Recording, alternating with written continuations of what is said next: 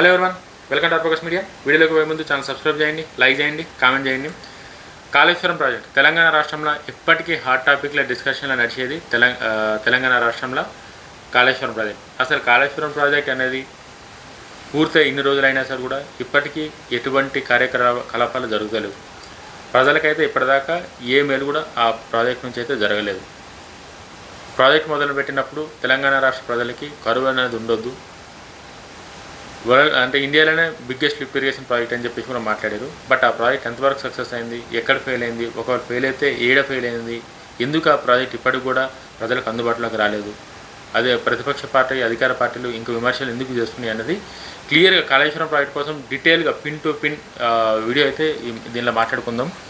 Video చాలా lengthy ఉంటుంది, 1 hour దాకా ఉంటుంది. ప్రాజెక్ట్ గురించి మొత్తం మాట్లాడాలి కాబట్టి మొత్తం డీటెయిల్స్ అన్ని డ్రాఫ్ట్ అనేది తీసుకున్నా 1 అవర్ దాకా ఉంటుంది. చూస్తే మీకు అర్థమవుతుంది సార్ కాళేశ్వరం ప్రాజెక్టు సిచ్యువేషన్స్ ఏంటండి. నేను ఒక రేవంత్ రెడ్డి గారి వైపు మాట్లాడతలేను, కేటీఆర్ గారి వైపు మాట్లాడతలేను. ఏదైతే రియాలిటీ ఉందో ఈ ప్రాజెక్ట్ కోసం అది మాత్రమే ఈ వీడియోలో ఎక్స్ప్లెయిన్ చేస్తా. మీకు అర్థమవుతుంది ఆ ప్రాజెక్ట్ సిచ్యువేషన్ ఏందని చెప్పేసి. కాళేశ్వరం ప్రాజెక్ట్ ఇంజనీర్ల అద్భుతమా, వివాదాల కేంద్రమా? తెలంగాణలో కాళేశ్వరం ప్రాజెక్ట్ భవిష్యత్తు ఏందన్నది ఫస్ట్ నేను మీకు ఎక్స్ప్లెయిన్ చేస్తాను ఈ వీడియోలో. ఫస్ట్ టాపిక్, చాలా టాపిక్స్ ఉన్నాయి దీనిలో. ఫస్ట్ టాపిక్ వచ్చేసి నేను ఇది ఎక్స్ప్లెయిన్ చేద్దాం అనుకుంటున్న వీడియోలో. మన తెలుగు రాష్ట్రాల్లో గత దశాబ్ద కాలంగా అత్యంత ఎక్కువ చర్చకు వచ్చిన ప్రాజెక్ట్ ఏదైనా ఎవరైనా అడిగితే 2 తెలుగు రాష్ట్రాల్లో, ఒక తెలంగాణ రాష్ట్రంలోనే కాదు 2 తెలుగు రాష్ట్రాలలో ఎక్కువ చర్చకు వచ్చిన ప్రాజెక్ట్ ఏమైనా ఉంది అని అంటే అది ఖచ్చితంగా కాళేశ్వరం ప్రాజెక్టే. కాళేశ్వరం లిఫ్ట్ ఇరిగేషన్ ప్రాజెక్ట్ అని చెప్పి ఎవరిని అడిగినా చెప్తారు. అది ఈ ప్రాజెక్ట్ పేరు వినగానే కొందరికి ఇది తెలంగాణ రైతుల ఆశాజ్యోతి అని గుర్తొస్తుంది, మరికొందరికి వేల కోట్ల రూపాయల వ్యయంతో నిర్మించిన ప్రాజెక్టు గుర్తొస్తుంది, ఇంకొందరికి మేడిగడ్డ మరమ్మతులు, విచారణ వివాదాలు గుర్తుకొస్తాయి. కాళేశ్వరం ప్రాజెక్టు గురించి కనుక ఫస్ట్ మాట్లాడుకుంటే కేసీఆర్ గారి ఎజెండా తెలంగాణ రాష్ట్ర ప్రజలకి రైతులకి ఆశాజ్యోతిగా ఈ ప్రాజెక్టు ఉండాలి, తెలంగాణ రాష్ట్రంలో కరువు అనేది ఉండొద్దు ఈ కాళేశ్వరం ప్రాజెక్టు అని చెప్పి కేసీఆర్ గారి ఆలోచనతోనే ప్రాజెక్టు మొదలుపెట్టింది అన్నది వాస్తవం. రెండోది వచ్చేసి కొంతమందికి వేల కోట్ల రూపాయల వ్యయంతో నిర్మించిన భారీ ప్రాజెక్ట్ అంటే అవసరమైన దానికన్నా ప్రాపర్ ప్లానింగ్ లేకుండా లక్షల కోట్లు ఖర్చు పెట్టి కట్టాల్సిన అవసరం లేదు, అంతకన్నా తక్కువలో అయిపోయే ప్రాజెక్ట్ని కావాలని చెప్పి రీడిజైనింగ్ చేసి అది చేసి ఇది చేసి ప్రజాధనం వృధా చేసిరని చెప్పి కొంతమంది మాట్లాడతారు. కొంతమంది మేడిగడ్డ బ్యారేజ్ ఏదైతే మరమ్మతులు పిల్లర్ ఏవైతే కూలిపోయినాయో ఆ పిల్లర్ల కోసం కొంతమంది మాట్లాడతారు. ఏది మాట్లాడినా సరే కూడా కాళేశ్వరం ప్రాజెక్ట్ అనేది ఎప్పటికీ ఒక హాట్ టాపిక్గానే. ఆ ప్రాజెక్ట్ స్టార్ట్ అయింది, ఓపెన్ చేసిరు, బట్ ఇప్పటిదాకా అయితే ప్రజలకు అందుబాటులోకి రాలేదు. ఇన్ని లక్షల కోట్ల పైసలతో కట్టిన ప్రాజెక్టు ఇప్పటికీ అది అట్లా పడి ఉంది అని అంటే అది బాధాకరం. ఆ బాధలో ఈ మేడిగడ్డ ప్రాజెక్ట్ ఏదైతే పిల్లలు కూలిపోయినాయో అది ఇంకా బాధాకరం. ఒకవేళ దానికి వాటర్ తీసి లిఫ్ట్ చేసి బయటకు వదిలినా సరే కూడా ముంపు ప్రాంతాలు ఏవైతున్నాయో అవి కొట్టుకుపోతాయి ఆ భద్రాచలం దిక్కు అని చెప్పేసి అది కూడా మీరు రియాలిటీ అదైతే. దానికి ఎట్లా చేయాలి, ఏం చేయాలన్నది ఇంకా నెక్స్ట్ అది మనం దానికి అంత పెద్ద ప్రాజెక్ట్ని డిసైడ్ చేసి దానికోసం చెప్పేంత తెలివి మనకు లేదు కాబట్టి ప్రజెంట్ సిచ్యువేషన్ ఏందన్నది అయితే మాత్రం మీకు ఎక్స్ప్లెయిన్ చేస్తాను. కాళేశ్వరం ప్రాజెక్ట్ అనేది కేవలం ఒక నీటి పారుదల ప్రాజెక్ట్ మాత్రమే కాదు, ఇది తెలంగాణ అభివృద్ధి, రాజకీయాలు, ఆర్థిక వ్యవస్థ, ఇంజనీర్ల సామర్థ్యం, ప్రజల ఆశలు, విమర్శలు వీటన్నింటినీ కలయికగా మారిపోయిన మహా ప్రాజెక్ట్. ఒకప్పుడు కాళేశ్వరం ప్రాజెక్ట్ అంటే నీళ్ళ కోసం తెలంగాణ రాష్ట్ర ప్రజలకి కరువు అనేది ఉండొద్దు, రైతులకు ఎప్పటికీ ప్రాజెక్ట్ అనేది వరంలాగా ఉండాలన్నక్కడికి అప్పుడు. బట్ ఇప్పుడు సిచ్యువేషన్స్ అంతా మారినాయి కనుక ప్రాజెక్ట్ సక్సెస్ఫుల్గా ఏదైతే అనుకున్నది డిజైన్ ఏదైతే ఉందో అది ఇంజనీర్ల ప్రాబ్లమా లేకపోతే డిజైనింగ్ ప్రాబ్లమా రీడిజైనింగ్ ప్రాబ్లం ఏందన్నది తెలియదు, కానీ ప్రాజెక్ట్ అయితే మాత్రం ప్రజలకి ఇప్పటికీ అందుబాటులోకి రాలేదు. ఎప్పుడు వస్తుందంటే కూడా చెప్పలేని పరిస్థితి ఉంది. ఈ సంవత్సరం వస్తుందా, నెక్స్ట్ ఇయర్ వస్తుందంటే కట్టి ఎన్నో బీఆర్ఎస్ గవర్నమెంట్ ఉన్నప్పుడు ఓపెన్ చేసారు. ఇప్పటిదాకా కాళేశ్వరం ప్రాజెక్టు దాకా వీళ్ళకి ఉపయోగపడ్డాయి నీళ్ళు ఇక్కడ పోయినాయి అంటే అది ఏం లేదు తెలంగాణ రాష్ట్ర ప్రజలకి. అది ఏందన్నది, ఎందుకు ఆ డీల్ అయింది, ఎందుకు దాన్ని వాడలేకపోతారన్నది మనం మాట్లాడదాం వీడియోలో. ఒకవైపు దీనిని ప్రపంచంలోనే అతిపెద్ద ఇరిగేషన్ ప్రాజెక్టు ఒకటిగా ప్రశంసించారు. ప్రపంచంలోనే, ఒక ఇండియాలోనే కాదు ప్రపంచంలోనే ఇదొక అతిపెద్ద లిఫ్ట్ ఇరిగేషన్ ప్రాజెక్టుగా చాలా సందర్భాల్లో కేటీఆర్ గారు మాట్లాడారు, కేసీఆర్ గారు మాట్లాడారు, హరీష్ రావు గారు మాట్లాడారు. ప్రపంచ స్థాయి పంప్ హౌజులు, భారీ మోటార్లు, వందల కిలోమీటర్ల సొరంగాలు, కాలువలు, రిజర్వాయర్లు నిర్మించి తెలంగాణ నీటి చరిత్రను మార్చే ప్రయత్నంగా దీనిని ఆవిర్భించారు. కరెక్టే. బీఆర్ఎస్ గవర్నమెంట్ ఉండేటప్పుడు ప్రపంచ స్థాయి పంప్ హౌజులు, అసలు అంటే హై స్టాండర్డ్స్, హై ఎక్స్పెన్సివ్, ఖరీదైన పంప్ హౌజులు, మల్టీ స్టేజ్ లిఫ్ట్ ఇరిగేషన్ ప్రాజెక్టులు, భారీ మోటార్లు, వందల కిలోమీటర్ల సొరంగాలు, కాలువలు, రిజర్వాయర్లు నిర్మించి తెలంగాణ నీటి చరిత్రను మార్చే ప్రయత్నంగా దీనిని ఆవిర్భించారు. అదే సమయంలో మరోవైపు విమర్శలు కూడా వచ్చినాయి. ఇంతగానం ఇంత చేసినాం, ఇంత అది చేసినాం అని చెప్పేసి అన్నారు కదా, అదే టైంలో విమర్శలు కూడా వచ్చినాయి. ఏ విమర్శలు అంటే, ఇంత భారీ ఖర్చు అవసరమా? తెలంగాణ రాష్ట్ర బడ్జెట్ మొత్తం లక్షల కోట్లు ఈ ప్రాజెక్టు పెట్టి, 1,00,000 కోట్లు ప్రాజెక్ట్ ఇది, ఇంతగానం పైసలు పెట్టి ఈ ప్రాజెక్టు కట్టే అవసరమా? ఇంతకన్నా తక్కువలో కూడా అయ్యే ప్రాజెక్టులు చాలా ఉన్నాయి కదా, అది కాకుండా ఈ ప్రాజెక్టు ఎందుకు కట్టిరు అని చెప్పేసి విమర్శలు కూడా ఉన్నాయి. 1,000 కోట్ల అప్పు తీసుకొని నిర్మించడం సరైన నిర్ణయమా? మనందరికీ తెలిసిందే ఈ ప్రాజెక్ట్ కోసమే లక్షల కోట్లు అయినాయని చెప్పేసి చాలా సందర్భాల్లో చాలామంది రాజకీయ నాయకులు మాట్లాడారు. అన్ని లక్షల కోట్లు తీసుకొని ఈ ప్రాజెక్ట్ కట్టడం అవసరమా? మళ్ళీ 1,000 కోట్ల అప్పు తీసుకొని నిర్మించడం సరైన నిర్ణయమా అన్నది కూడా ఒక ప్రశ్నార్థకంగా అయితే మారింది. ప్రతి సంవత్సరం విద్యుత్ ఖర్చు ఎంత? ఒకవేళ ఈ ప్రాజెక్టు కనుక ఒకవేళ ప్రాజెక్టు ఇప్పుడైతే సక్సెస్ఫుల్గా కాలేదు, సక్సెస్ఫుల్ అయ్యి ఒక ల్యాండ్ అయితే ప్రతి సంవత్సరం ఈ ప్రాజెక్ట్ రన్ చేయడానికి విద్యుత్ ఖర్చు ఎంత? ప్రాజెక్ట్ నిర్మాణ వ్యయం ఎంత? ఆ ప్రాజెక్టుని నిర్మించడానికే ఖర్చు ఎంత? బ్యారేజీల నిర్మాణం నాణ్యత ఎట్లుంది? బ్యారేజీలు ఏవైతే కట్టిరో అవి ఎట్లా కట్టిరు? ఆ నిర్మాణం ఎట్లా జరిగింది? దాని క్వాలిటీ ఎట్లుంది? మేడిగడ్డలో ఎందుకు సమస్యలు వచ్చాయి? మేడిగడ్డలో ఏవైతే పిల్లర్లు కూలిపోయినాయో ఆ పిల్లర్లు ఎందుకు కూలిపోయినాయి? ఇవి సహజ కారణాలా లేక నిర్మాణ లోపాలా? నిజంగానంటే సహజంగా ఏదైనా కట్టేటప్పుడు ఖచ్చితంగా చిన్న చిన్న తప్పులు అయితే, పొరపాట్లు అయితే ఖచ్చితంగా జరుగుతాయి. ఏ తప్పు జరగకుండా, ఏ పొరపాటు జరగకుండా ఏది కంప్లీట్ కాదు. కాబట్టి అట్లా జరిగిందా లేకపోతే నిర్మాణ లోపాలా? పొరపాటు లేదు, చిన్న చిన్న దానిలో అయితే పొరపాట్లు జరిగినా నడుస్తుంది. ఏది మనం చిన్న ఒక ఇల్లు కట్టుకున్నప్పుడు, లేకపోతే ఒక చిన్న 4-5 ఇంటికి పిల్లర్లు వేసేటప్పుడు, లేకపోతే ఇంకేదైనా చిన్నదానికి ఒక బిల్డింగ్ కట్టేటప్పుడు అంటే ఓకే. బట్ ఇంత పెద్ద ఇరిగేషన్ ప్రాజెక్ట్ కట్టేటప్పుడు ప్రాపర్ ప్లానింగ్ లేకుండా అసలు ఈ ప్రాజెక్ట్ ముందుకు పోవద్దు. ఫస్ట్ ఆఫ్ ఆల్ బేరిగడ్డ అది సమస్యలతో కూలిపోయిందా లేకపోతే నిర్మాణంతో ఎట్లా కూలిపోయిందని పక్కన పెడితే అసలు ఆ సమస్యలు అనేది రావద్దు కదా. ప్రాజెక్ట్ ఇంత పెద్ద భారీ ప్రాజెక్ట్ ఎగ్జిక్యూట్ చేసేటప్పుడే అన్నీ డిసైడ్ చేసి ఫైనల్ చేసే కదా. ఒక చిన్న ఇల్లు కట్టేటప్పుడే 100 మంది ఇంజనీర్లు వచ్చి చూసిపోతారు. నువ్వు ఒక 5 కోట్ల ఇల్లు కట్టినప్పుడే ఇంటీరియర్కి ఒకరు వస్తారు, సివిల్కి ఒకరు వస్తారు, ఎలక్ట్రిక్ డిఫరెంట్గా వస్తారు. అసలు ఇంత పెద్ద ప్రాజెక్టు, లక్షల కోట్ల ప్రాజెక్టు, తెలంగాణ ప్రజలు దిశను మార్చే ప్రాజెక్టు అనేటప్పుడు ఎంత జాగ్రత్తగా ఉండాలి, ఎంత కేర్ తీసుకోవాలి. బట్ అవన్నీ తీసుకురాలేదన్నది కూడా ఒక డౌట్. అసలు ఇవి సహజ కారణాలా లేకపోతే నిర్మాణ లోపాలా? సహజంగానే ఇది ప్రాబ్లం అయిందా లేకపోతే నిర్మాణ లోపాల వల్ల ఇట్లా అయిందన్నది మనం ఈ ప్రాజెక్ట్ భవిష్యత్తు ఏంది, కాళేశ్వరం ప్రాజెక్టు భవిష్యత్తు ఏందన్నది ఇప్పుడు మనం మాట్లాడదాం. అంటే ఇవన్నీ ఏవైతే మాట్లాడినో ఇవన్నీ ఎన్నో ప్రశ్నలు ప్రజలకు కూడా చర్చలకు వచ్చినాయి. ప్రజలకు కూడా చర్చించేది వీటి కోసం మాట్లాడి ఒక రాజకీయ పార్టీ దీనిని తెలంగాణ గర్వకారణంగా చెప్తే మరో రాజకీయ పార్టీ ఇదే ప్రాజెక్టుపై తీవ్ర విమర్శలు చేసింది.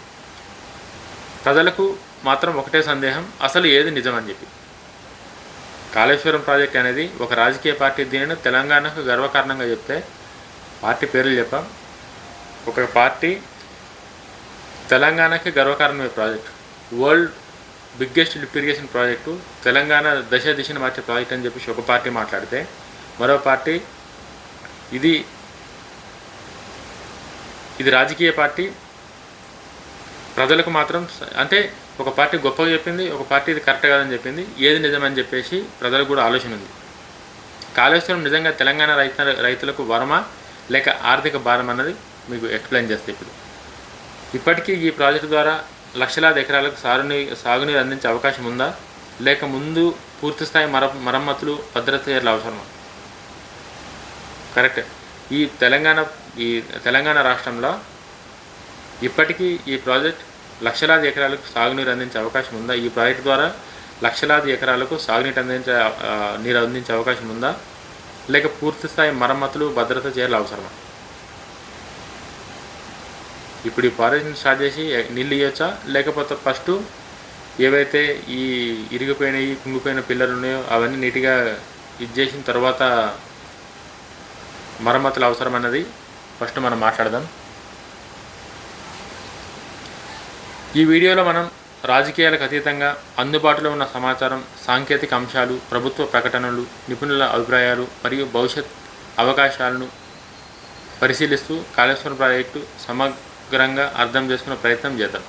ఇది రేవంత్ రెడ్డి గారి కోసమనో, కేటీఆర్ గారి కోసమనో, కేసీఆర్ గారి కోసమనో కాకుండా తెలంగాణ ప్రజలకి కాళేశ్వరం ప్రాజెక్టు కోసం క్లారిటీ ఏదైతే అవసరమో ఈ వీడియోలో క్లియర్ పిన్ టు పిన్ రాజకీయాలకు అతీతంగా అయితే మీకు ఎక్స్ప్లెయిన్ చేస్తాను. ఈ వీడియోలో రాజకీయాలకు అతీతంగా అందుబాటులో ఉన్న సమాచారం, ప్రస్తుతానికి ఏదైతే కాళేశ్వరం ప్రాజెక్టు పైన సమాచారం ఏదైతే ఉందో అందుబాటులో ఉన్న సమాచారం, సాంకేతిక అంశాలు, అక్కడ ఉన్న సాంకేతిక అంశాలు ఏవైతే ఉన్నాయో, టెక్నాలజీ ఏదైతే వాడిదో సాంకేతిక అంశాలు కావచ్చు, ప్రభుత్వ ప్రకటనలు కావచ్చు, ప్రభుత్వం ఏదైతే ప్రకటనలు జారీ చేసిందో ప్రకటనలు కావచ్చు, నిపుణుల అభిప్రాయం కావచ్చు, ఎవరైతే ఈ ఇరిగేషన్ ఇంజనీర్స్ కానీ వీళ్ళు ఎవరైతే నిపుణులు ఉన్నారో వాళ్ళ అభిప్రాయాలు కావచ్చు, భవిష్యత్ అవకాశాలను పరిశీలిస్తూ కాళేశ్వరం ప్రాజెక్టును సమగ్రంగా అర్థం చేసుకునే ప్రయత్నం అయితే చేద్దాం. ముందున్న ఈ ప్రాజెక్టుతో ముందున్న అవసరాలు, ఛాలెంజెస్ ఏవైతే ఉన్నాయో అవి అన్నీ నీట్గా అర్థం చేసుకునే ప్రయత్నం అయితే చేద్దాం.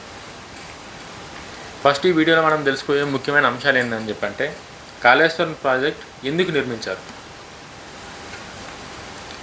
కాళేశ్వరం ప్రాజెక్ట్ ఎందుకు నిర్మించారు, దీని వెనక ఉన్న అసలు ఆలోచన ఏంది, ప్రాజెక్టు వల్ల ఇప్పటి వరకు వచ్చిన ప్రయోజనాలు ఏంది, మేడిగడ్డ మరియు ఇతర బ్యారేజీల్లో ఏం జరిగింది, ప్రస్తుత ప్రాజెక్ట్ పరిస్థితి ఎట్లుంది, భవిష్యత్తులో దీన్ని పూర్తి స్థాయిలో వినియోగించే అవకాశాలు ఎంత దాకా ఉన్నాయి, తెలంగాణ రైతులు, ప్రజలు, పరిశ్రమలకు దీనివల్ల కలిగే ప్రయోజనాలు ఏంది.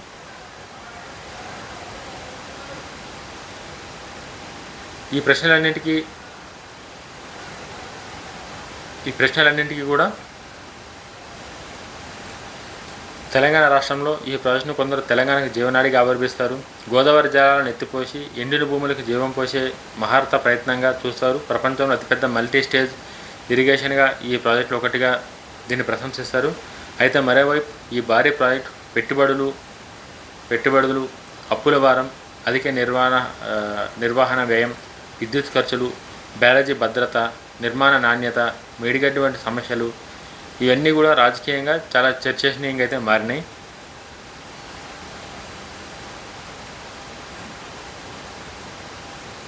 కాళేశ్వరం ప్రాజెక్ట్ ఎందుకు నిర్మించారు, అసలు కాళేశ్వరం ప్రాజెక్ట్ గురించి మాట్లాడే ముందు మీరు తెలుసుకోవాల్సింది ఏంటంటే అసలు ఈ ప్రాజెక్ట్ అవసరం ఎందుకు వచ్చింది.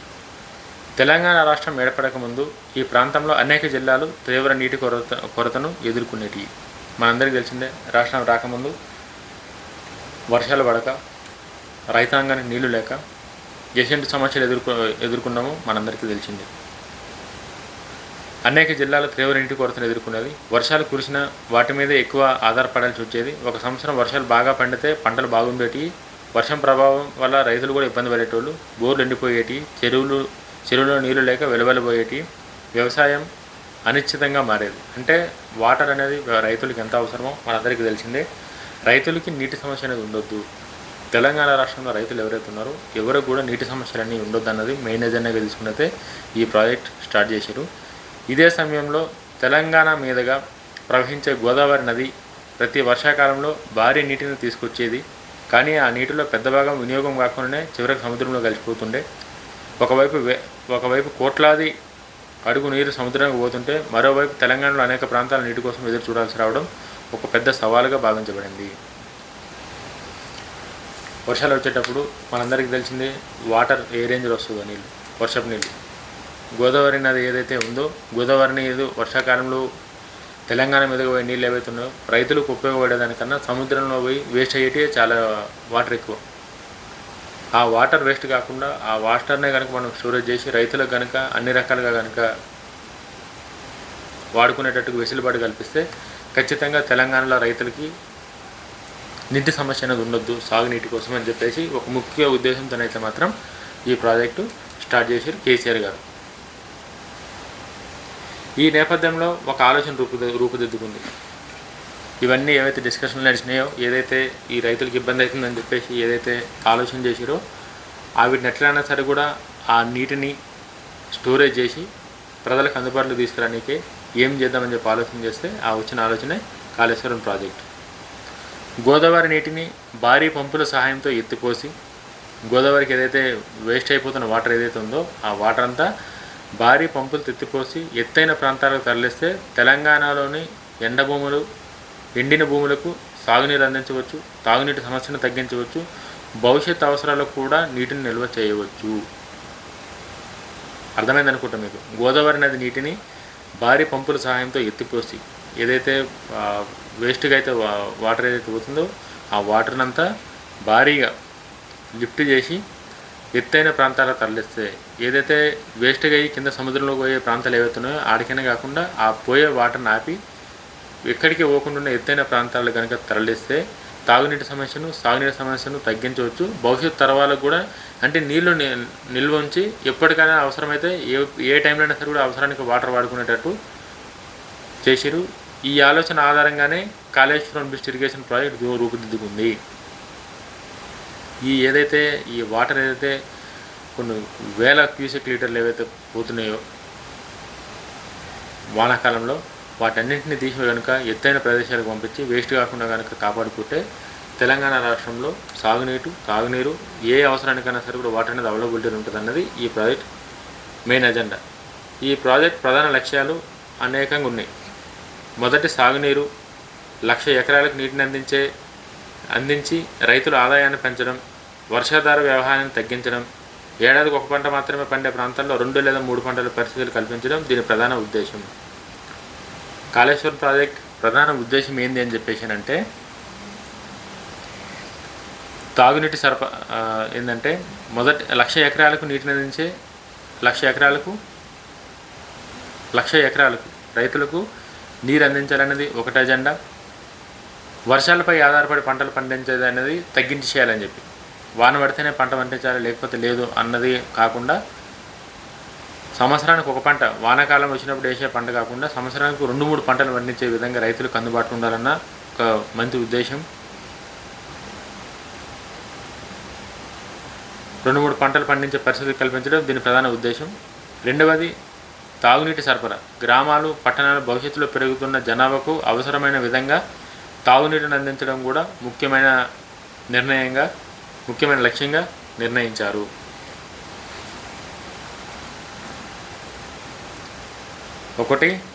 మొదటిది సాగునీరు.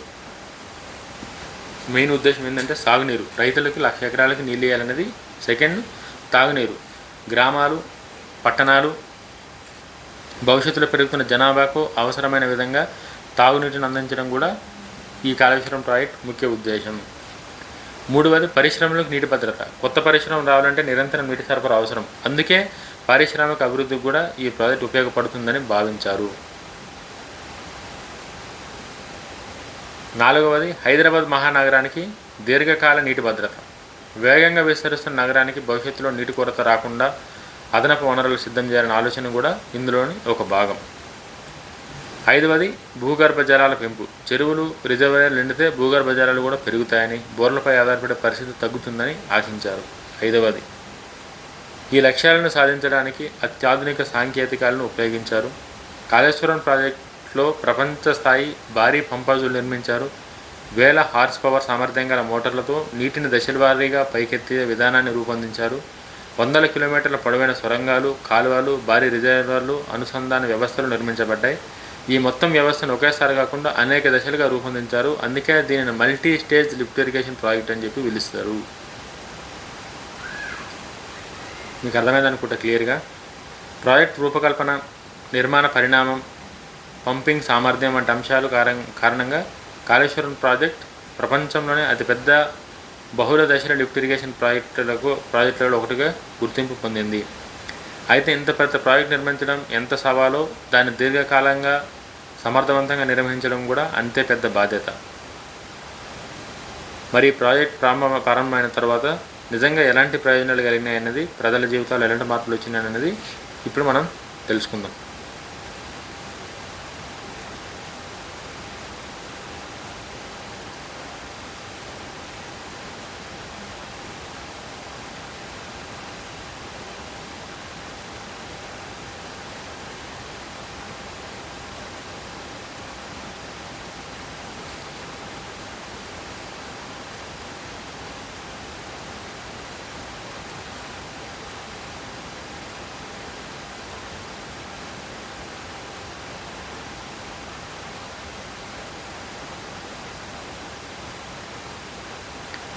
కాళేశ్వరం ప్రాజెక్టు నిర్మాణం పూర్తయిన దశల వారీగా నీటి సరఫరా ప్రారంభమైన తర్వాత తెలంగాణలో అనేక ప్రాంతాల్లో మార్పు కనిపించాయని ప్రభుత్వం, స్థానిక ప్రజలు పలు నివేదికలో పేర్కొన్నాయి. కాళేశ్వరం ప్రాజెక్టు నిర్మాణం పూర్తయి దశల వారీగా నీటి సరఫరా ప్రారంభమైన తర్వాత తెలంగాణలో అనేక ప్రాంతాల్లో మార్పులు కనిపించాయని ప్రభుత్వం, స్థానిక ప్రజలు పలు నివేదికలు అయితే పేర్కొన్నాయి. ప్రాజెక్టు ద్వారా నీటిని విడుదల చేయడం ప్రారంభమైన తర్వాత గతంలో వర్షాలపైన ఆధారపడిన కొన్ని ప్రాంతాలకు కొత్త ఆశలు కనిపించాయి. ఎన్నో సంవత్సరాలుగా నీటి కొరతతో ఇబ్బంది పడిన రైతులకు తమ పొలాలకు నీరు చేరుతుందనే నమ్మకంతో ముందుకు సాగాయి. ఈ ప్రాజెక్ట్ అయిన తర్వాత ఎవరైతే చాలామంది రైతులు ఎవరైతే ఉన్నారో, నీళ్లు లేని రాష్ట్రాలు ఏవైతే ఉన్నాయో, కరువు రాష్ట్రాలు ఏవైతే ఉన్నాయో వాటన్నిటి ఆ రైతులందరూ కూడా చాలా అంటే చాలా నమ్మకంతో ముందుకు సాగారు. మాకు వాటర్ వస్తున్నాయని చెప్పేసి అయితే వాళ్ళు ముంగట పోయారు. ప్రభుత్వం వెల్లడించిన వివరాల ప్రకారం కొన్ని జిల్లాల్లో సాగు విస్తరణ పెరిగిందని, గతంలో ఒక పంట మాత్రమే పండించిన ప్రాంతాల్లో నీటి లభ్యత పెరగడంతో రెండో పంట వేసే అవకాశం ఏర్పడింది అని అధికారులు కూడా పేర్కొన్నారు. దీంతో రైతులు వ్యవసాయంపై మరింత ఆసక్తి చూపడం ప్రారంభించారు. ఈ ప్రాజెక్టు వల్ల, ఈ కాళేశ్వరం ప్రాజెక్టు వలన ప్రభుత్వం ఇచ్చిన ఇన్ఫర్మేషన్ ఏంటంటే, అప్పుడున్న ప్రభుత్వం, బీఆర్ఎస్ ప్రభుత్వం, కొన్ని జిల్లాలలో సాగునీటి విస్తరణ పెరిగిందని, సాగు విస్తరణ పంటలు ఎక్కువ వేసిరు. గతంలో ఒక పంట మాత్రమే పండించిన రైతులు ఈసారి 2 పంటలు వేసిరు. నీటి లభ్యత పెరగడంతో మూడో పంట కూడా వేసే సిచ్యువేషన్ ఏర్పడింది అని చెప్పేసి అయితే అప్పుడు వాళ్ళున్న నివేదికలు అయితే వాళ్ళు ఇచ్చారు.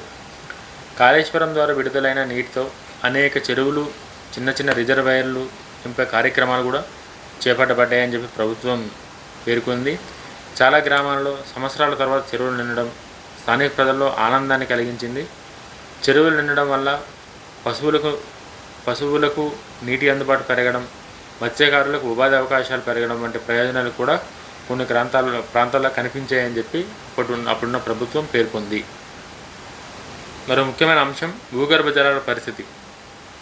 చెరువులు, కాలువలలో నీరు నిల్వ ఉండటం వల్ల కొన్ని ప్రాంతాలలో బోర్లు నీటి మట్టం పెరిగిందని పలు ప్రభుత్వ నివేదికలు కూడా పరిశీలనలు సూచించాయి. ఇది ముఖ్యంగా వేసవికాలంలో రైతులకు కొంత ఉపశమనం కలిగించిందని చెప్పి పేర్కొన్నారు.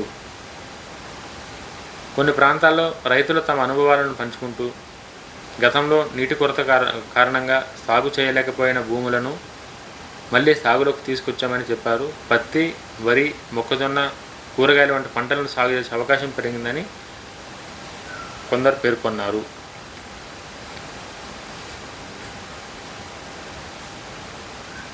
అలాగే గ్రామీణ ప్రాంతాల్లో వ్యవసాయానికి అనుసంధానంగా ఉండే ఉపాధి అవకాశాలు కొన్ని చోట్ల పెరిగినాయి. వ్యవసాయ పనులు పెరగడంతో పాటు వ్యవసాయ కూలీలకు ఉపాధి లభించిందని స్థానికంగా కూడా కొంతమంది మాట్లాడడం జరిగింది. హైదరాబాద్తో పాటు కొన్ని పట్టణాలకు భవిష్యత్తులో తాగునీటి భద్రత కల్పించే దిశగా కూడా ఈ ప్రాజెక్టు ఒక కీలక మౌలిక వసతిని భావించింది. పారిశ్రామిక అభివృద్ధికి కూడా స్థిరమైన నీటి సరఫరా అవసరమైన దృష్టితో కాళేశ్వరం ప్రాజెక్టును దీర్ఘకాలిక పెట్టుబడిగా ప్రభుత్వం వివరించింది. అయితే ఈ విజయాలతో పాటు కొన్ని ప్రశ్నలు కూడా అప్పుడే వినిపించాయి. ఇంత భారీ స్థాయిలో నీటిని ఎత్తిపోసేందుకు అవసరమయ్యే విద్యుత్ ఖర్చు ఎంత? నిర్వహణ వ్యయం ఎట్లుంటుంది? భవిష్యత్తులో ఈ వ్యవస్థను నిరంతరం సమర్థవంతంగా నిర్వహించడం సాధ్యమవుతుందా అనే చర్చలు కూడా స్టార్ట్ అయినాయి. అయినప్పటికీ ప్రారంభ దశలో కాళేశ్వరం ప్రాజెక్ట్ తెలంగాణ ప్రజల్లో, ముఖ్యంగా రైతుల్లో ఒక కొత్త ఆశను నింపే ప్రాజెక్టుగా నిలిచింది. నీటి కొరతతో ఇబ్బంది పడుతున్న ప్రాంతాలు నీరు చేరడం, చెరువులు నిండడం, సాగులో అవకాశాలు పెరగడం వంటి అంశాలు ఈ ప్రాజెక్టుకి అనుకూలంగా గుర్తింపబడ్డాయి. కానీ ఈ విజయాల తర్వాత కొన్ని సంవత్సరాల్లోనే కొన్ని బ్యారేజీల వద్ద వెలుగులోకి వచ్చిన నిర్మాణ సమస్యలు మొత్తం ప్రాజెక్టుపై దేశవ్యాప్తంగా చర్చకు దారితీశాయి. ఈ ప్రాజెక్టు గురించి ఏదైతే మాట్లాడారో, ఈ ప్రాజెక్టు గురించి ఏదైతే ఇన్ని ప్లస్ పాయింట్స్ ఉన్నాయని చెప్పేసి అన్నారు కదా, ఆ ప్లస్ పాయింట్స్తో పాటు ఇంత భారీ స్థాయిలో నీటిని ఎత్తిపోసేందుకు అవసరమయ్యే విద్యుత్ ఖర్చు ఎంత? ఇంత పెద్ద మోటార్లు పెట్టి, ఇంత హార్స్ పవర్స్ మోటార్లు పెట్టి అంత పైకి వాటర్ పంపించాలంటే ఎంత పవర్ కావాలి, పెద్ద పెద్ద మోటార్లు కావాలి, పెద్ద పెద్ద పవర్ ఉన్న ఇంజన్లు కావాలి, పంప్ హౌస్లు పెద్దవి కావాలి. అవన్నీ ఉన్నాయి. వాటన్నింటికి లిఫ్ట్ చేసిన ప్రతిసారి మోటార్ లాంచ్ చేస్తే కరెంటు బిల్ ఎంత అవుతుంది, విద్యుత్ ఖర్చు ఎంత. మళ్ళీ ఆ మిషన్ నడుస్తూ ఉందంటే, ఇప్పుడు ఒక కారు ఉంది, కారు నడుస్తూ ఉంటే సర్వీసింగ్ ఖచ్చితంగా చేపియాలి, ఇన్ని కిలోమీటర్లకు ఒక సర్వీసింగ్ అని చెప్పేసి ఉంటుంది. అట్లనే వీటికి కూడా కారుకి కానీ బండికి కానీ ఏవైతే ఎట్లయితే మనం సర్వీసింగ్ మెయింటెనెన్స్ ఏవైతే చేస్తామో సేమ్ ఈ మిషన్లో కూడా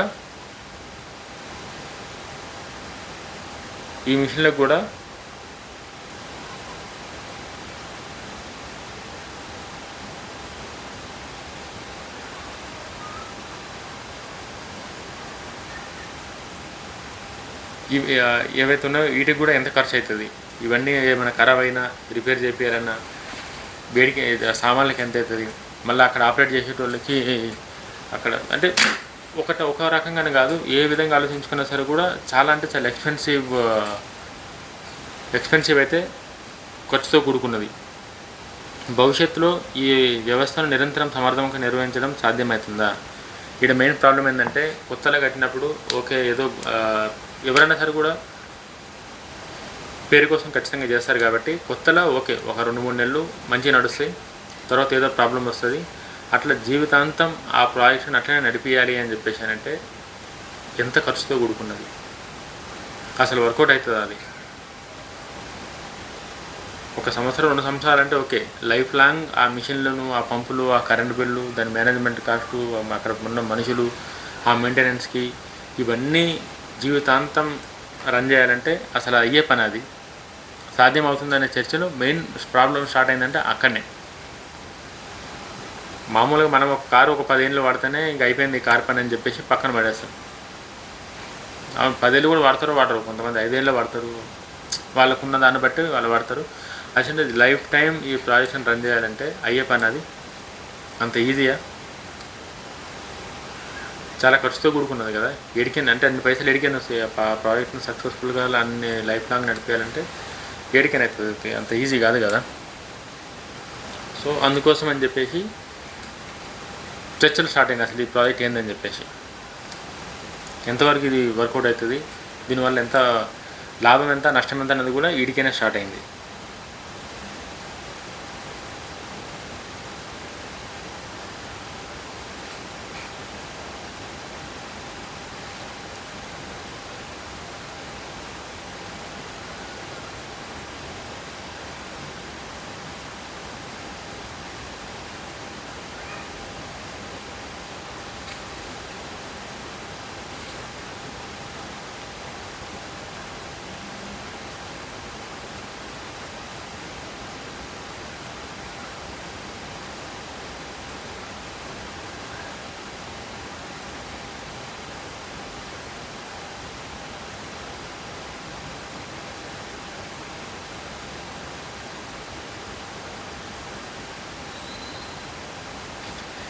ఈ కాళేశ్వరం ప్రాజెక్టులో వివాదాలు ఎట్లా స్టార్ట్ అయినాయి, ఈ ప్రాజెక్టులో వివాదాలు ఎట్లా స్టార్ట్ అయినాయి అన్నది మనం మాట్లాడదాం ఇప్పుడు. కాళేశ్వరం ప్రాజెక్ట్ ప్రారంభ దశలో విజయాల గురించి పెద్ద ఎత్తున చర్చ జరిగినప్పటికీ కొంతకాలం తర్వాత ఈ ప్రాజెక్ట్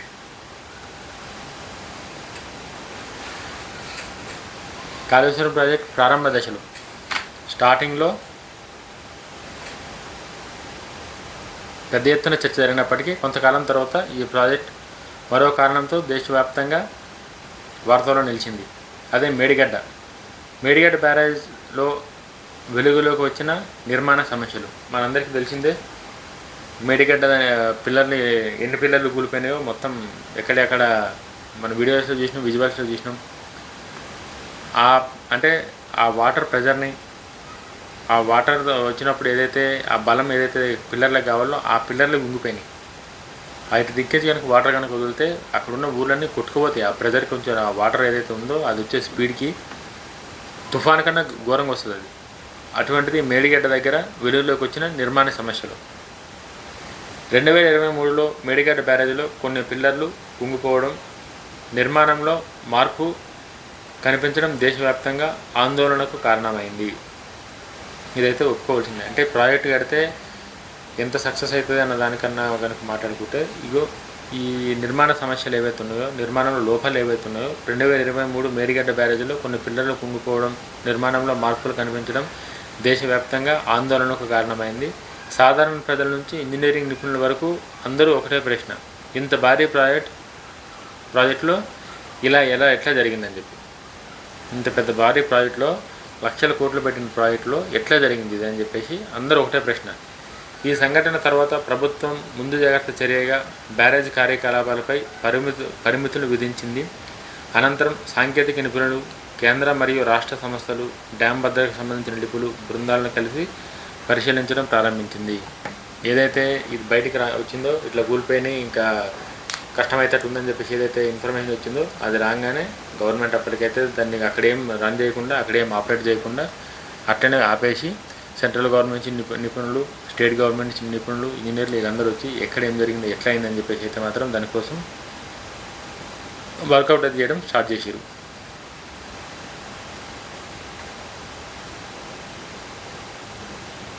ఇందులో మరో 2 కీలక బ్యారేజీలు అన్నారం మరియు సుందిల్లు గురించి కూడా సాంకేతిక ఆందోళనలు వ్యక్తమయ్యాయి. వాటి నిర్మాణ స్థితి, భద్రత, దీర్ఘకాలిక పనితీరుపై కూడా పరిశీలనలు అవసరమని సూచించారు. ఏదైతే ఈ మేడిగడ్డ ఏదైతే ఉందో, మేడిగడ్డ ఒకటే అనుకున్న టైంలో సేమ్ అన్నారం, సుందిల దగ్గర కూడా ఇటువంటి పరిస్థితులే, ఇట్లనే పిల్లర్లు కూలిపోయిన కలిగైతే ఆడు కూడా నిర్మాణ లోపాలు ఉన్నాయని చెప్పేసి ఆడు కూడా ఐడెంటిఫై చేశారు. వీటిని కూడా పరిశీలించి అసలు వాడాలన్నా వద్దా, దీన్ని రిపేర్ ఎట్లా చేయాలి ఏందన్నది పరిశీలనలు అవసరం అని చెప్పేసి వాటికి కూడా నిపుణులు ఇప్పుడేమి వాడదు, మీరు అంత క్లియరెన్స్ వచ్చినాక వాడాలని చెప్పి మాట్లాడారు. ఈ పరిణామాల తర్వాత ప్రజల్లో అనేక సందేహాలు తలెత్తినాయి. ఏదైతే ఈ 3 దగ్గరల మేడిగడ్డ, అన్నారం, సుందిల్ల ఏవైతే ఇక్కడ వచ్చిన ఈ సమస్యలు ఏవైతే వచ్చినాయో, వీటి తర్వాత ప్రజల్లో అనేక కొత్త సందేహాలు అయితే తలెత్తినాయి. ఈ సమస్యలకు అసలు కారణం ఏంది? ఇంత పెద్ద ప్రాజెక్టు ఇట్లా కూలిపోతుందంటే అసలు కారణం ఏంది? నిర్మాణ నాణ్యతలో లోపాల, డిజైనింగ్కి సంబంధించిన సాంకేతిక సమస్యల, పునాది భూభౌతిక పరిస్థితుల ప్రభావమా, లేక వరదల వంటి సహజ కారణాల కలయికన ఏందన్నది ఇన్ని ప్రశ్నలు ప్రజలకు తలెత్తినాయి. జనరల్గా మనందరికీ డౌట్స్ వస్తాయి కదా, అట్లా ఇన్ని ప్రశ్నలు తలెత్తినాయి. ఈ ప్రశ్నలకు వెంటనే స్పష్టమైన సమాధానం ఎవరి దగ్గర నుంచి కూడా రాలే. ఇన్ని ప్రశ్నలు వచ్చినాయి ప్రజలకి. ఎవరన్నా ఒకరు కనీసం ఆ ఇంజనీరో లేకపోతే గవర్నమెంటో, అప్పుడున్న గవర్నమెంటే కనుక తీసుకొచ్చి ప్రజలకు అట్లా కాదు ఇట్లా జరిగింది, ఇగో ఇది ఇట్లా ఈ పని చేస్తే ఇది అయిపోతుంది అని చెప్పేమని చెప్పినట్టు మంచిగా ఉంటుండే. బట్ అటువంటిది ఏం చెప్పలేదు, ఎవరికి సమాధానాలు రాలేదు. అందుకే వివిధ నిపుణులు, కమిటీలు, ఇంజనీరింగ్ సంస్థలు, డ్యామ్ భద్రత నిపుణులు సవివరంగా పరిశీలనలు చేపట్టారు. దీనికి సంబంధించి ఏదైతే ఈ ప్రశ్నలన్నింటికి సమాధానాలు ఎప్పుడైతే రాలేదో అప్పుడే వివిధ రకాల నిపుణులు, కమిటీలు, ఇంజనీరింగ్ సంస్థలు, డ్యామ్ భద్రత నిపుణులు వీళ్ళందరూ కూడా పరిశీలనలు అయితే చేపట్టారు. ఈ సమయంలో రాజకీయ ఆరోపణలు కూడా చాలా తీవ్రంగా జరిగినాయి. ఇంకా రాజకీయాల్లో కామన్గానే ఒకరు చేసిన దాని మీద ఇంకొకరు ప్రతి విమర్శలు ఉంటాయి కాబట్టి సేమ్ రాజకీయంగా కూడా ఆరోపణలు చాలా తీవ్రంగా జరిగినాయి. ఒకవైపు ప్రతిపక్ష ప్రాజెక్ట్ నిర్మాణంలో నాణ్యత లోపాలు, ప్రణాళికలో తప్పిదాలు, పర్యవేక్షణలో నిర్లక్ష్యం జరిగిందని ఆరోపించినాయి. ఏదైతే ప్రతిపక్ష పార్టీలు ఉన్నాయో, అప్పుడున్న ప్రతిపక్ష పార్టీలు ఏవైతే ఉన్నాయో, ప్రతిపక్ష పార్టీలు చాలా క్లియర్గా ప్రాజెక్ట్ నిర్మాణంలో నాణ్యత, క్వాలిటీ లేదు, ప్రణాళికలో తప్పిదాలు జరిగినాయి, పర్యవేక్షణలో నిర్లక్ష్యం జరిగిందని చెప్పేసి అయితే వాళ్ళు ఆరోపించారు. మరోవైపు ప్రాజెక్టు మద్దతు తెలిపిన వారు పూర్తి సాంకేతిక నివేదికలు రాకముందే తుది నిర్ణయాలు రావడం సరికాదని చెప్పి నిపుణులు అభిప్రాయాల ఆధారంగా నిర్ణయాలు తీసుకోవాలని వాదించారు. ఏదైతే ప్రతిపక్ష పార్టీలు ఇట్లా మాట్లాడితే కొంతమంది ప్రాజెక్టు ఎవరైతే మద్దతు తెలిపిన వాళ్ళు ఉన్నారో వాళ్ళు ఏ డీటెయిల్స్ రాకముందు, నిపుణులు ఏం చెప్పకముందనే మీరు అట్లా మాట్లాడడం కరెక్ట్ కాదని చెప్పేసి వాళ్ళు కూడా ఆధారంగానే విమర్శలు చేయాలని చెప్పి వాళ్ళు మాట్లాడారు. ఈ చర్చల మధ్య ఒక విషయం మాత్రం స్పష్టమైంది. ఏవైతే ఈ డిస్కషన్లు, ఈ చర్చలు ఏవైతే ఉన్నాయో వీటి వల్ల ఒకటైతే మాత్రం స్పష్టమైంది. అంత పెద్ద మౌలిక వసతుల ప్రాజెక్టులో భద్రత అత్యంత ముఖ్యమైన అంశం. చిన్న లోపాన్ని కూడా నిర్లక్ష్యం చేసే అవకాశం ఉండదు. ఎందుకంటే ఈ ప్రాజెక్టుతో రైతులు, గ్రామాలు, పట్టణాలు, పరిశ్రమలు, లక్షలాది మంది ప్రజలు ప్రయోజనాలు ముడిపడి ఉన్నాయి. కరెక్టే. ఎందుకంటే ఈ ప్రాజెక్టులో సేఫ్టీ అనేది మెయిన్ ఇంపార్టెంట్.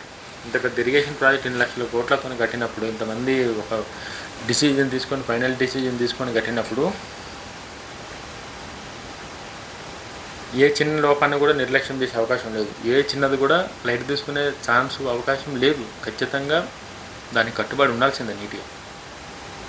అట్లా కాకుండా మిగతా ఏం చేసినా సరే కూడా ఇంకా అది దాని తీవ్రత చాలా గట్టిగా ఉంటుంది. అంత పెద్ద మౌలిక వసతుల ప్రాజెక్టులో భద్రత అత్యంత ముఖ్యమైన అంశం. చిన్న లోపాన్ని కూడా నిర్లక్ష్యం చేసే అవకాశం ఉండదు. ఎందుకంటే ఈ ప్రాజెక్టులో రైతులు, ఎందుకంటే ఈ ప్రాజెక్టుతో రైతులు, గ్రామాలు, పట్టణాలు, పరిశ్రమలు, లక్షలాది మంది ప్రయోజనాలు ముడిపడి ఉన్నాయి.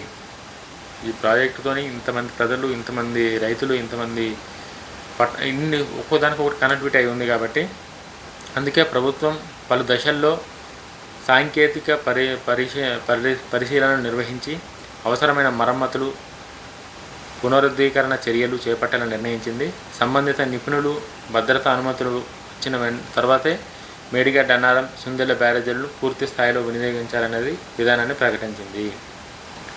ఇంతమంది ప్రజలతో ముడిపడి ఉంది, ప్రజల అవసరాలతో ముడిపడి ఉంది, ప్రజల సేఫ్టీతో ముడిపడి ఉంది. కాబట్టి ఏదైతే అన్నారం, సుందిల్ల, మేడిగడ్డ ఏవైతే నిపుణులు చూసి దీనికి రిపేర్ ఎట్లా చేయాలి, ఇది రిపేర్ అవుతుందా కాదా, అసలు ఈ ప్రాజెక్ట్ని వాడచ్చా లేదన్నది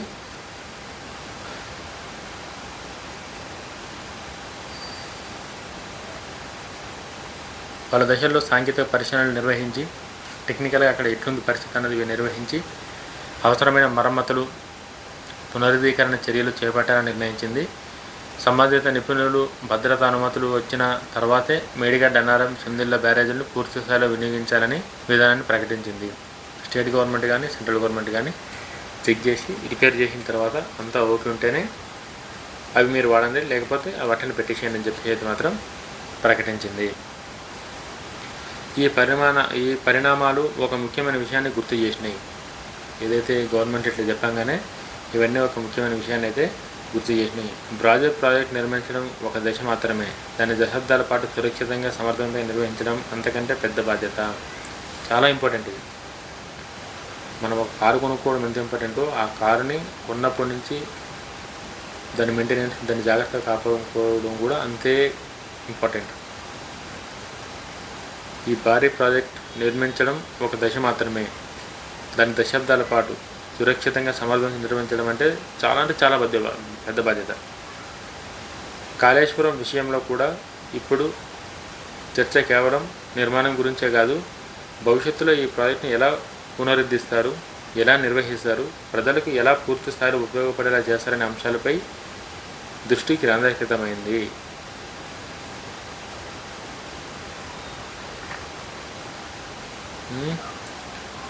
కాళేశ్వరం విషయంలో ఇప్పుడు ఇన్ని ఛాలెంజెస్ ఉన్నాయి. కాళేశ్వరం విషయంలో ఇప్పుడు జరుగుతున్న గురించే కాదు, భవిష్యత్తులో ఈ ప్రాజెక్ట్ ఎట్లా పునరుద్ధరిస్తారు, ఏవైతే ఈ కూలిపోయిన పిల్లర్లు ఉన్నాయో, ఈ అన్నారం, సుందిల్లు, మేడిగడ్డ ఏవైతే కూలిపోయి ఉన్నాయో వాటి ప్రాజెక్ట్ను పునరుద్ధరణ ఎట్లా చేస్తారు, ఎట్లా నిర్వహిస్తారు, ప్రజలకు పూర్తి స్థాయిలో ఉపయోగపడేలా ఎట్లా చేస్తారు అనే అంశంపై చాలామంది ఫోకస్ చేశారు ఇప్పుడు. అయితే ఈ వివాదాలు ఉన్నప్పటికీ ఒక ముఖ్యమైన ప్రశ్న ఇంకా మిగిలే ఉంది. కాళేశ్వరం ప్రాజెక్టుకు భవిష్యత్తు ఉందా? సాంకేతికంగా పునరుద్ధరించి భద్రతా పరిణామాలకు అనుగుణంగా నడిపితే తెలంగాణకు మళ్ళీ పూర్తి స్థాయిలో ప్రయోజనం చేకూరుతుందా? కాళేశ్వరం ప్రాజెక్ట్ భవిష్యత్తు అవకాశాలు ఎట్లున్నాయి అన్నది ఇప్పుడు నెక్స్ట్ దీనిలో మాట్లాడుకుందాం.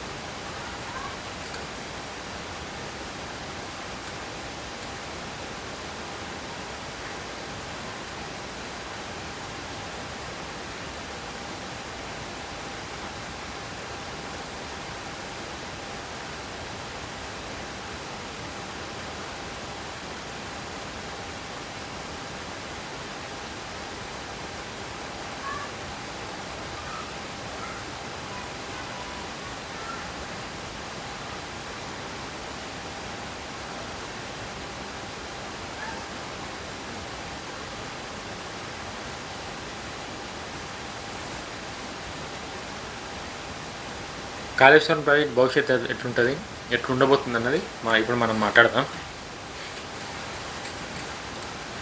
ఇప్పటి వరకు మనం కాళేశ్వరం ప్రాజెక్ట్ నిర్మాణం, ప్రారంభం, విజయాలు, తర్వాత వచ్చిన వివాదాల గురించి మాత్రమే తెలుసుకున్నాం. ఇప్పుడు అత్యంత ముఖ్యమైన ప్రశ్నలకు సమాధానం వెతుకుదాం.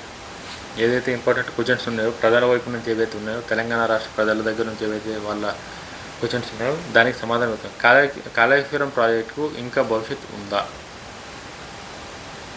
ఇప్పటికి కూలిపోయిన దానికి రిపేర్ చేయడానికి ఇప్పటిదాకా ఎటువంటి యాక్షన్ ప్లాన్ లేదు. రిపేర్ చేయడానికి అవకాశాలు కూడా ఎట్లా చేస్తారు అనేది ఇప్పటికైతే అప్డేట్ ఏం లేదు. అటువంటి సిచ్యువేషన్స్లో కాళేశ్వరం ప్రాజెక్టుకి భవిష్యత్తు ఉందా లేదన్నది మాట్లాడదాం. చాలామంది నిపుణుల అభిప్రాయం ప్రకారం ఇది భారీ మౌలిక వసతుల ప్రాజెక్టుల్లో సాంకేతిక సమస్యలు తలెత్తినప్పుడు వాటిని పూర్తిగా వదిలేయడం కంటే కారణాల గురించి శాస్త్రీయంగా పరిష్కరించడం సాధారణ పద్ధతి. అందువల్ల కాళేశ్వరం విషయంలో కూడా భవిష్యత్ పూర్తిగా మరమ్మతులు, నాణ్యత, భద్రత ప్రమాణాలు, సమర్థవంతమైన నిర్వహణపై ఆధారపడి ఉంటుంది. ప్రస్తుతం ప్రభుత్వం మేడిగడ్డ, అన్నారం, సుందిళ్లు బ్యారేజీలు పునరుద్ధరణ, అవసరమైన డిజైన్ల మార్పులు, సాంకేతిక పరీక్షలు, దశల వారీగా తిరిగి వినియోగంలోకి తీసుకురావడం వంటి చర్యలపై పనిచేస్తున్నట్టు ప్రకటించింది. ఏంటంటే చాలామంది నిపుణుల అభిప్రాయం ఏంటంటే, నిపుణులు ఎవరైతే ఉన్నారో వాళ్ళ అభిప్రాయం ఏంటని చెప్పేసి అంటే, ఇంత భారీ మౌలిక వసతులు కలిగిన ప్రాజెక్ట్ ఇన్ని కోట్లు ఖర్చు పెట్టి, ప్రజాధనంతో, అది కూడా తెలంగాణ ప్రజలు ఇన్ని కోట్ల రూపాయలు ఖర్చు పెట్టి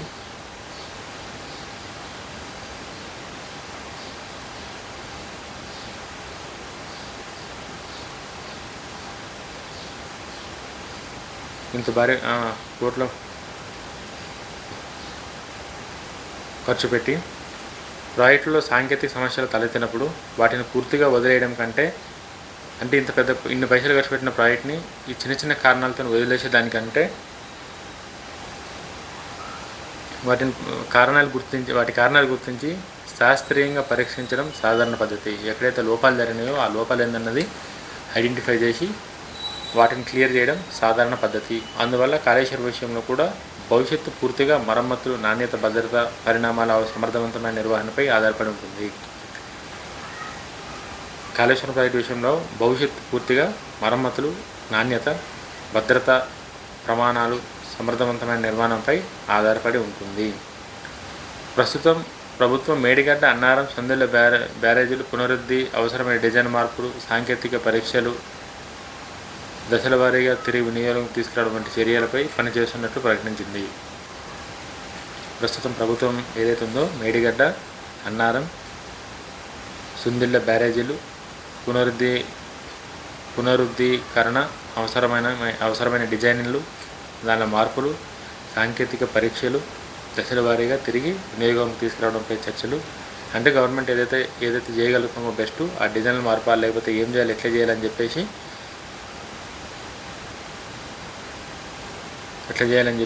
దాన్ని రిపేర్ ఏ విధంగా చేయాలి, ఎట్లా వినియోగంలోకి తీసుకోవాలంటే ఏం చేయాలన్నది దానిపై ప్రభుత్వం అయితే ప్రస్తుతానికి పనిచేస్తున్నట్టు ప్రకటించింది. ఈ పనులను విజయవంతంగా పూర్తయి సంబంధిత నిపుణులు, భద్రతా అనుమతులు లభిస్తే కాళేశ్వరం ప్రాజెక్టు మళ్ళీ తెలంగాణ నీటి వ్యవస్థలో కీలక పాత్ర పోషించే అవకాశం ఉంది. ఇవన్నీ రిపేర్ అయినాక, ఇవన్నీ కూడా ఏదైతే రిపేర్ చేస్తారో ఇవన్నీ రిపేర్ అయిన తర్వాత భద్రతా అనుమతులు, అంటే సెంట్రల్ గవర్నమెంట్, స్టేట్ గవర్నమెంట్ ఎవరైతే ఈ లిఫ్ట్ ఇరిగేషన్ ప్రాజెక్టులకు అనుమతి ఇచ్చిన వాళ్ళు ఉన్నారో వాళ్ళు ఈ ప్రాజెక్ట్కి ఏం ప్రాబ్లం లేదు, ప్రాజెక్ట్ను మనం వాడుకోవచ్చు, తెలంగాణ ప్రజలకు ఉపయోగపడుతుంది కాబట్టి అని చెప్పి వాళ్ళు కనుక అనుమతులు కనుక ఇస్తే మళ్ళీ కాళేశ్వరం ప్రాజెక్టు తెలంగాణ ప్రజలకి నీటి వ్యవస్థలో కీలక పాత్ర పోషించే అవకాశం ఉంది.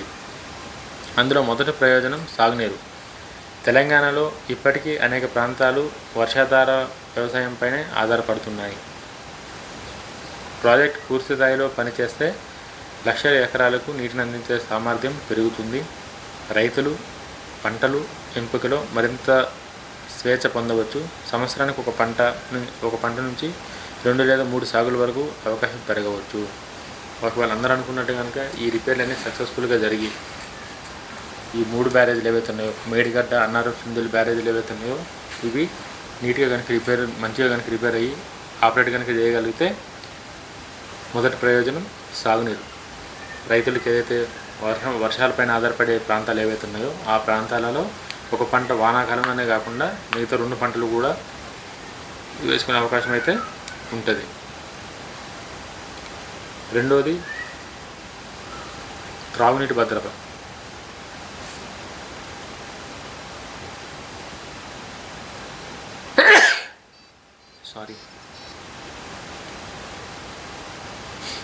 జనాభా పెరుగుతున్న కొద్దీ గ్రామాలు, పట్టణాలు, నగరాలు తాగునీటి అవసరం కూడా పెరుగుతుంది. మనందరికీ తెలిసిందే, కాలంతో పాటు పెరుగుతున్న జనాభా డ్రింకింగ్ వాటర్ కోసం ఎన్ని కష్టాలు పడుతున్నాయో మనకు తెలుసు. గోదావరి జలాలను సమర్థవంతంగా వినియోగించగలిగితే భవిష్యత్తు తరాలకు నీటి అవసరాలు తీర్చడంలో ఈ ప్రాజెక్టు ఒక ముఖ్యమైన వనరులుగా మార్చవచ్చు. గోదావరి జలాలు ఏవైతే ఉన్నాయో ఆ జలాలను సమర్థవంతంగా కనుక వినియోగించగలిగితే రానున్న రోజుల్లో ఈ నీటి కొరత అనేది అయితే మాత్రం పట్టణ ప్రాంతాలలో ఎటువంటి సమస్య లేకుండా సమర్థవంతంగా. ఈ మూడవది పరిశ్రమలకు నీటి సరఫరా. తెలంగాణలో కొత్త పరిశ్రమలు, పారిశ్రామిక పార్కులు, తయారీ రంగం అభివృద్ధి చెందాలంటే నీటి లభ్యత అవసరం. కాళేశ్వరం వంటి భారీ నీటి ప్రాజెక్టు దీర్ఘకాలిక పారిశ్రామిక అభివృద్ధికి కూడా బలం చేకూర్చే అవకాశం ఉంది. వాళ్ళ ప్రాజెక్ట్ కనుక సక్సెస్ఫుల్గా కనుక రన్ అయితే ఖచ్చితంగా పరిశ్రమలకు కూడా వాళ్ళ అవసరాలకు తగ్గట్టు వాటర్ని ఇవ్వచ్చు.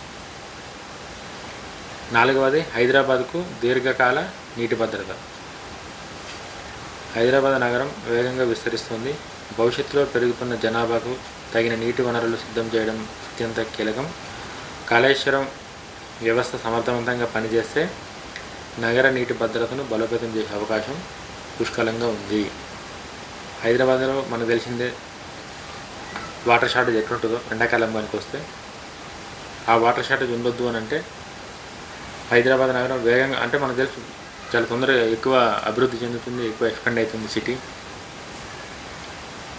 జనాభాకు తగిన నీటి వనరులు సిద్ధం చేయడం అత్యంత కీలకం. ప్రజలకు అనుగుణంగా నీళ్లను అరేంజ్ చేయడం.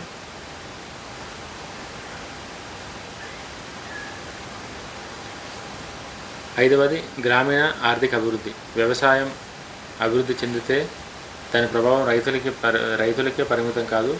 వ్యవసాయ కూలీలు, రవాణా మార్కెట్లు, ఎరువులు, విత్తనాలు, వ్యాపారం, పాడి పరిశ్రమ, మత్స్య పరిశ్రమ వంటి అనేక రంగాలపై సానుకూల ప్రభావం పడే అవకాశం ఉంటుంది. నీటి లభ్యత గ్రామీణ ఆర్థిక వ్యవస్థకు కొత్త ఊపునివ్వగలదు.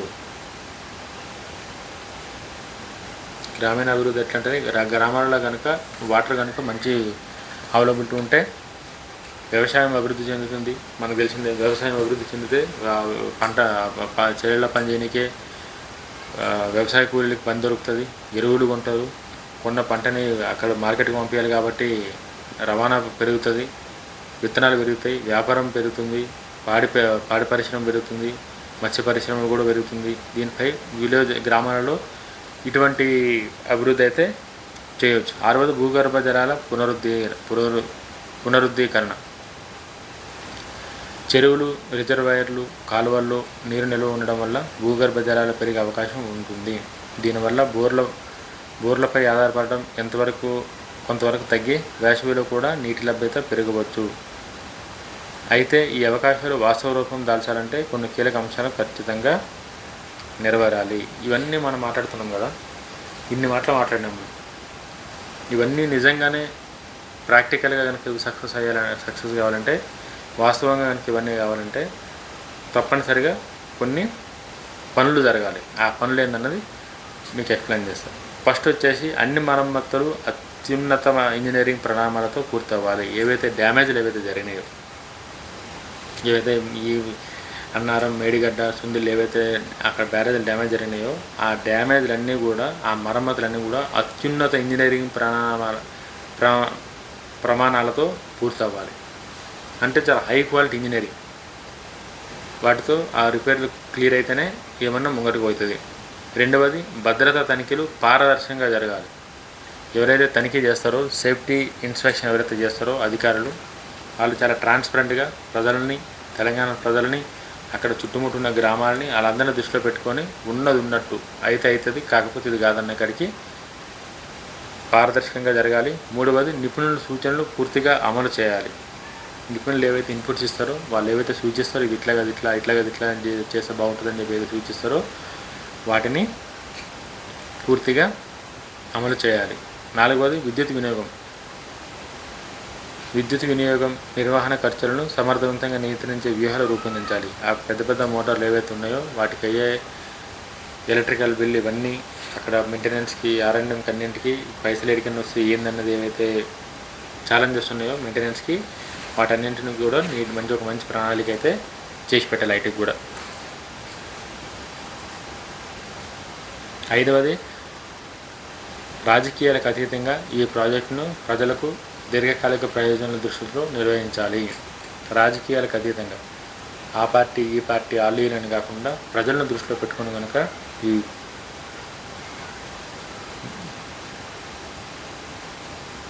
దృష్టిలో పెట్టుకొని నిర్వహించాలి.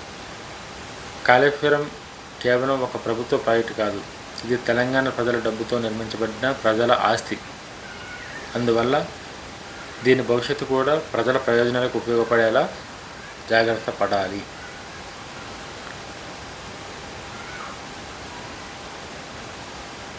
అంతిమంగా చెప్పాలంటే కాళేశ్వరం ప్రాజెక్టు భవిష్యత్తు పూర్తిగా సురక్షిత పునరుద్ధరణ, శాస్త్రీయ నిర్వహణ, పారదర్శక నిర్ణయాలు మరియు సమర్థవంతమైన వినియోగం పైన ఆధారపడి ఉంది.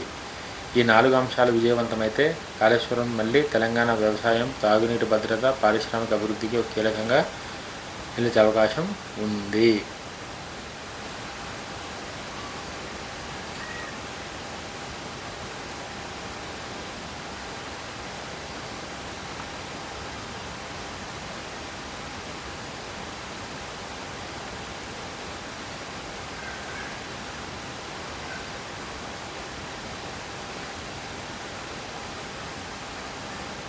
రాజకీయ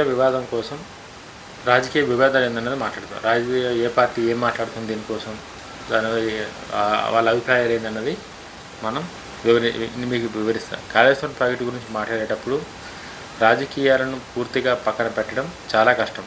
ఎందుకంటే ఈ ప్రాజెక్ట్ తెలంగాణ రాజకీయాల్లో అత్యంత ప్రధాన చర్చనీయంగా మారిన ప్రాజెక్టు.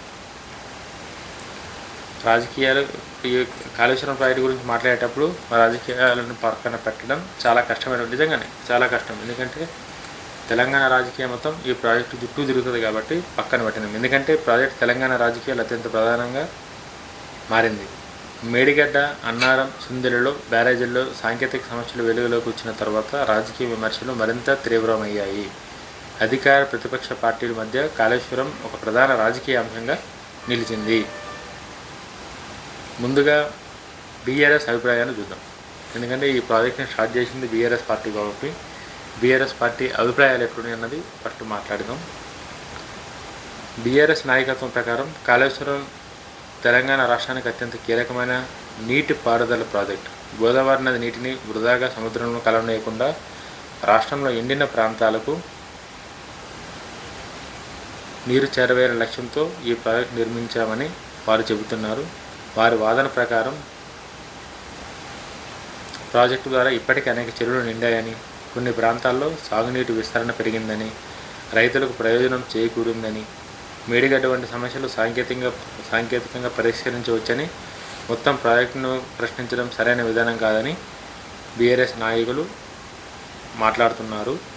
వారి ప్రధాన డిమాండ్ ఏంటంటే అవసరమైన మరమ్మతులు చేసి కాళేశ్వరం ప్రాజెక్టు తిరిగి పూర్తి స్థాయిలో వినియోగంలోకి తీసుకురావాలని చెప్పి గోదావరి నీరు మళ్ళీ సముద్రం వృధాగా కలవకుండా రైతులకు అందించాలనే లక్ష్యాన్ని కొనసాగించాలని బీఆర్ఎస్ నాయకులు వాళ్ళ పాయింట్ ఆఫ్ వ్యూలో వాళ్ళు మాట్లాడుతున్నారు. అది బీఆర్ఎస్ పార్టీకి సంబంధించిన నాయకులు వాళ్ళు. ఇప్పుడు కాంగ్రెస్ పార్టీ అభిప్రాయం ఎట్లుందని చెప్పేశారంటే, కాంగ్రెస్ నాయకత్వం ప్రకారం ఇది పెద్ద మౌలిక వసతులతో ప్రాజెక్టులో భద్రతకు అత్యంత ప్రాధాన్యం ఇవ్వాలి. కాంగ్రెస్ నాయకత్వం ప్రకారం ఇది పెద్ద మౌలిక వసతుల ప్రాజెక్టులో భద్రతకు అత్యంత ప్రాధాన్యం ఇవ్వాలి.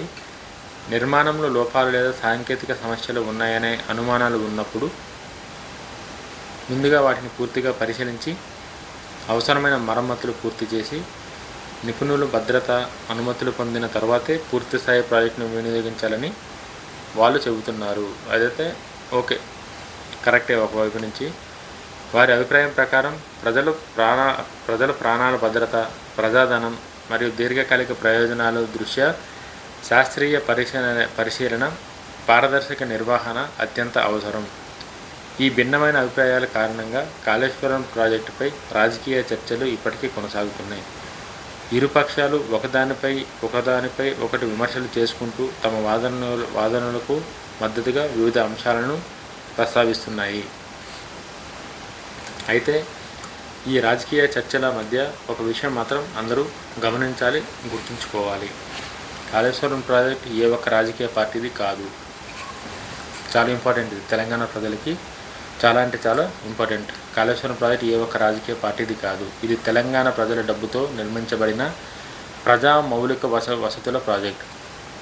తెలంగాణ ప్రజల కష్టం, తెలంగాణ ప్రజల పైసలతో కట్టిన ప్రాజెక్టు కాబట్టి దీనిని విజయము వైఫల్యము చివరికి ప్రభావం చూపేది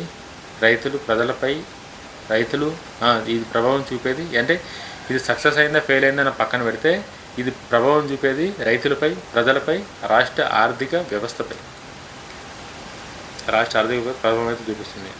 అందుకే నిపుణులు కూడా తరచుగా ఒక సూచన చేస్తున్నారు. కాళేశ్వరం వంటి భారీ ప్రాజెక్టులను రాజకీయ కోణంలో మాత్రమే కాకుండా ఇంజనీరింగ్, భద్రత, ఆర్థిక సాధ్యత, నీటి నిర్వహణ అనే 4 కోణాల్లో కూడా పరిశీలించాలని.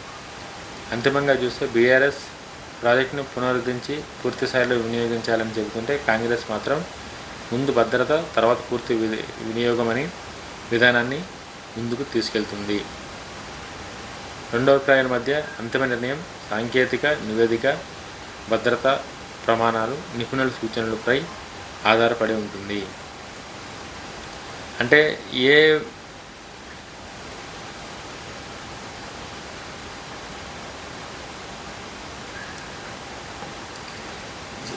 ఇంత పెద్ద ప్రాజెక్టు, 2 లక్షలు కట్టిన ప్రాజెక్టు బీఆర్ఎస్ పార్టీ దాన్ని రిపేర్ చేసి అందుబాటులో తీసుకురండి, ప్రజలకు ఉపయోగపడుతుందని చెప్పి బీఆర్ఎస్ పార్టీ చెప్తుంటే అదే అట్లా నిపుణులు గవర్నమెంట్ నుంచి అథారిటీ రాకుండా మేము ప్రజల ప్రాణాలను దృష్టిలో పెట్టుకొని ఎట్లంటే అట్లా దాన్ని మీరు చెప్పారని చెప్పేసి అయితే మేము చేయలేమని చెప్పేసి కాంగ్రెస్ పార్టీ మాట్లాడుతుంది.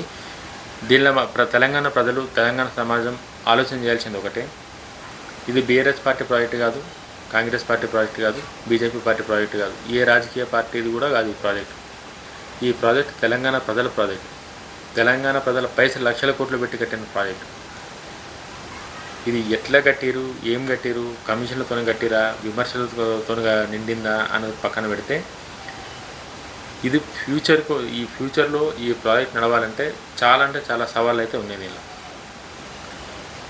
ఇవి మరమ్మతులు చేయాలి. ఈ మరమ్మతులు చెప్పి మళ్ళీ ఎన్ని పైసలు అయితే తెలియదు. మళ్ళీ దానికి ప్రజల నుంచి ఆర్థిక భారం పడుతుంది. మళ్ళీ దీని తర్వాత ఆ పెద్ద పంప్ హౌస్లు అవన్నీ నడవాలంటే దానికి చాలా ఎలక్ట్రిక్ కరెంటు కావాలి. ఆ కరెంటుకి బిల్లు కూడా చాలా ఎక్కువవుతుంది. మిషన్కి రిపేర్ అయితే ఖర్చులు కూడా చాలా అంటే చాలా ఎక్కువవుతాయి.